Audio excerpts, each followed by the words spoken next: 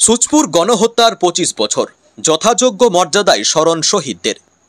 শহীদের রক্ত হবে না কো ব্যর্থ।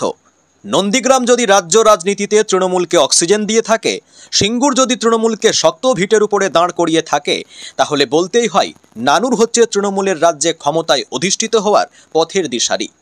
বীরভূমের প্রত্যন্ত গ্রাম নানুর চমকে দিয়েছিল সারা ভারতবর্ষকে। ঠিক কি হয়েছিল? দিনটা ছিল 27শে জুলাই 2000 সাল। নানুরের সুচপুর গ্রামে একখণ্ড জমিকে নিয়ে বিবাদের সূত্রপাত, আর তাতেই রচিত রক্তঝরা ইতিহাস। নৃশংসভাবে খুন করা হয়েছিল 11 জন ক্ষেত মজুরকে, যাদের রাজনৈতিক পরিচয় তারা তৃণমূল সমর্থক। অভিযোগ উঠেছিল সেদিনের রাজ্যের শাসক দল সিপিআইএমের নেতাকর্মীদের দিকে। মৃতদের পরিবারে কান্নার রোল ছড়িয়ে পড়েছিল আকাশে বাতাসে। জমির উপর সারি সারি শোয়ানো ছিল 11টি তরতাজা মৃতদেহ। খালি হয়েছিল 11টি মায়ের কোল, যা দেখে শিউরে উঠেছিল আপামোর দেশবাসী। এ কেমন রাজনীতি, যেখানে রক্ত নদীর ধারা বয়ে যায়? স্বজনহারাদের সমবেদনা জানাতে দিল্লি থেকে নানুরে ছুটে এসেছিলেন আজকের মুখ্যমন্ত্রী, তৎকালীন রেলমন্ত্রী মমতা বন্দ্যোপাধ্যায়। তিনি শুধু মৃতদেহে ফুলমালা দিয়েই দায়িত্ব শেষ করেননি, রাজ্য রাজনীতিতে পরিচয় দিতে দিদি সেদিন দাঁড়িয়ে থেকে মৃতদেহগুলিকে তুলে দিয়েছিলেন আত্মীয়দের হাতে। রুখে দাঁড়িয়ে বলেছিলেন, বন্ধ নয়, ধিক্কার নয়, মৃতের পরিবাররা ন্যায় বিচার চাই।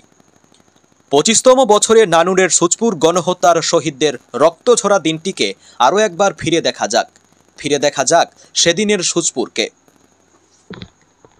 দিনটিকে চিরস্মরণীয় করে রাখতে প্রতি বছরের ন্যায় এবছরও বাসাপাড়া বাসস্ট্যান্ডে শহীদ বেদিতে মাল্যদান করেন বীরভূমের সেদিনের গণহত্যার ব্যথা বুকে নিয়ে এগিয়ে চলা শহীদ পরিবারের সন্তান তথা বীরভূম জেলা পরিষদের সভাধিপতি কাজল শেখ। শহীদ পরিবারের সন্তান তথা কেতুগ্রাম বিধানসভার বিধায়ক শেখ শাহনওয়াজ, রাজ্যের নগর উন্নয়ন মন্ত্রী ফিরহাদ হাকিম, রাজ্যের আইনমন্ত্রী মলয় ঘটক, রাজ্য বিধানসভার ডেপুটি স্পিকার আশিস বন্দ্যোপাধ্যায়, রাজ্যের মন্ত্রী তথা বিধায়ক চন্দ্রনাথ সিনহা, বোলপুর লোকসভার সাংসদ অসিত কুমার মাল, সিউড়ি বিধানসভার বিধায়ক বিকাশ রায়চৌধুরী, লাভপুর বিধানসভার বিধায়ক অভিজিৎ সিনহা ও নানুর বিধানসভার বিধায়ক বিধানচন্দ্র মাঝি সহ একাধিক তৃণমূল কংগ্রেসের নেতৃত্ব এবং কর্মীবৃন্দগণেরা। বাংলাকে পিছিয়ে দিতে চাই, বাংলাকে অবহেলা করে, বাংলাকে অবজ্ঞা করে, তার একের পর এক প্রমাণ, একের পর এক নিদর্শন আপনাদের কাছে আছে। আপনারা জানেন, আমার যে ক্ষেত মজুর ভাইরা যারা মাথার ঘাম পায়ে ফেলিয়ে 100 দিনের কাজ করেছিল, যুক্তরাষ্ট্র পরিকাঠামো অনুযায়ী তার 60% টাকা দেবে কেন্দ্র সরকার, 40% রাজ্য সরকার। কেন্দ্রীয় সরকার টাকা দেয়নি। আমাদের মাননীয় মুখ্যমন্ত্রী মাননীয় মমতা বন্দ্যোপাধ্যায় দিয়েছেন।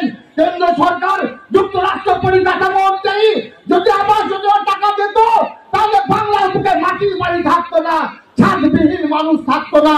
কিন্তু আমাদের মাননীয় মুখ্যমন্ত্রী মাননীয় মমতা বন্দ্যোপাধ্যায় তিনি দিচ্ছেন, আমাদের বাংলায় মাটির বাড়ি যাতে আছে তাদের পাকা বাড়ি করে দিচ্ছেন। তারপরও তিনি একের পর এক জনমুখী প্রকল্প বাস্তবায়িত করেছেন আমাদের সকলের জন্য, বাংলার হিন্দু মুসলমান শিখ খ্রিস্টান ইসাই সমস্ত সম্প্রদায়ের মানুষের জন্য। আজকে যারা এসেছেন বীরভূম জেলার বিভিন্ন প্রান্ত থেকে মঞ্চে আছেন আমাদের রাজ্যের 2 মন্ত্রী, শ্রদ্ধেয় সম্মানীয় আমাদের ববিতা, যিনি সবসময়ের জন্য আমাদের সুপরামর্শ দিয়ে থাকেন। আমার অভিভাবকের মতো আর একজন আছেন মলয়দা, তিনি না থাকলে কাজল শেখ থাকতো না। বামফ্রন্টের হাত বদরা আমাকে অনেক আগেই অ্যারেস্ট করার নাম করে খতম করে দিত। মলয়দার জন্যই আজ আমি বেঁচে আছি।